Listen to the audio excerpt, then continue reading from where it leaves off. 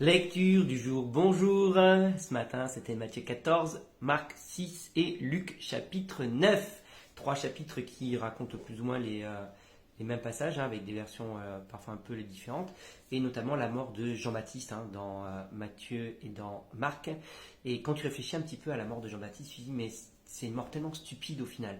Tellement stupide, lui il est absolument pour rien. Le seul délit qu'a commis Jean-Baptiste, c'est d'avoir été honnête, d'avoir été droit, d'avoir été juste et d'avoir dit la vérité, d'avoir dit les choses qui dérangent à Hérode. Et c'est ça qui va lui coûter sa tête, puisque la femme d'Hérode, la femme d'Hérode d'ailleurs, qui était la femme de son frère, c'est ça qu'il a dénoncé, Jean-Baptiste au passage, il a dénoncé la mauvaise conduite du roi.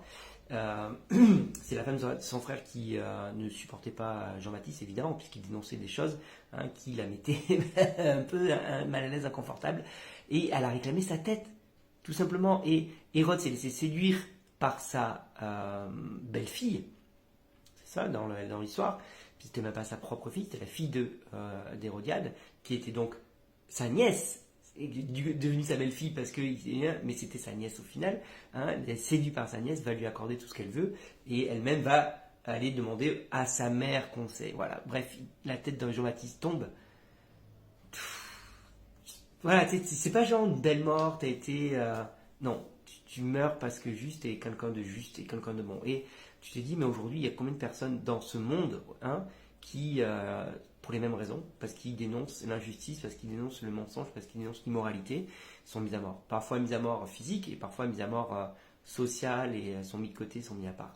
Et ça a un prix d'être droit aux yeux de Dieu. D'ailleurs, Jésus va le dire dans Luc, le dernier passage de Luc, comment suivre Jésus.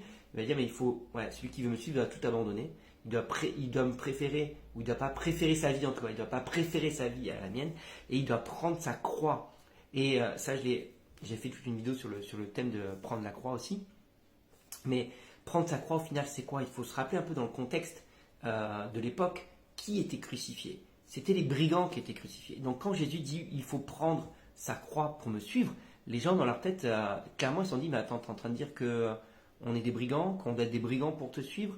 Et c'est un peu ce que dit Jésus. Jésus, il est en train de pas être des brigands, mais être vu comme des brigands. Et oui, quand tu dénonces l'injustice, quand tu marches à contre-courant de ce que enseigne la société, quand tes valeurs, quand ta moralité va à l'encontre de ce que dit la société, quand la société appelle bien ce qui est mal et que toi, tu continues à dire mais non, c'est mal, ben, tu es vu comme quelqu'un de brigand, quelqu'un de mauvais. Et Jésus dit, en disant celui qui doit me suivre doit prendre sa croix, il est clairement en train de dire, mais est-ce que tu es prêt à marcher à contre-courant? Est-ce que tu es prêt à être mal vu? Celui qui veut me suivre doit être prêt à être mal vu. Parce que, je crois qu'on l'a vu, on l'a lu les chapitres précédents, les jours précédents. Jésus va dire, mais si moi on m'a insulté, qu'on m'a traité, que je chassais les démons par le prince des démons, alors vous, les maîtres, les serviteurs, n'êtes pas plus grand que le maître, vous serez aussi insultés de même pire que ce que j'ai pu être insulté. Donc c'est ça, suivre Jésus, ça a un prix. Est-ce que tu es prêt à payer ce prix pour suivre Jésus? On veut suivre Jésus, on veut accomplir les miracles, mais est-ce qu'on est prêt aussi à être insulté, à être moqué, à être mis de côté à cause de notre foi, à cause de nos valeurs, aussi.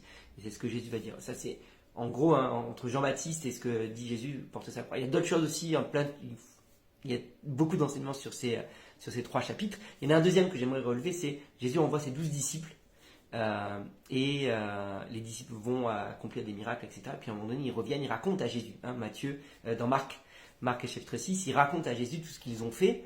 Et puis il y a la mort de Jean-Baptiste entre-temps. Jésus se retire à la fois pour se reposer et je pense qu'il est affecté aussi par cette nouvelle. Et puis là, il y a bien sûr, à chaque fois qu'il essaie de se retirer, il y a la foule qui arrive.